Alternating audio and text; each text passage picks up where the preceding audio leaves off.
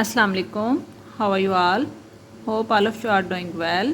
Welcome to my YouTube channel Learning Hub. Today we are going to learn the difference between have and having. Here are two examples. I have a pen or I am having a pen. Which one is correct? The correct one is I have a pen.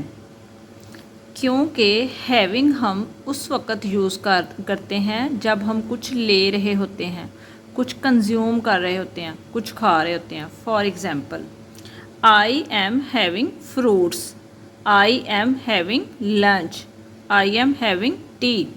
इसके अलावा हम having का use तब भी करते हैं जब हम कोई एक्सपीरियंस बयान कर रहे होते हैं. For example, I am having a good time, we are having fun, I am having a difficult time. And have का यूज़ हम तब करते हैं जब हमने कोई मलकियत शो करनी होती है. For example, I have a pen, I have a car, I have a house, I have two brothers, I have two sisters. Hope you get it guys. Thank you so much.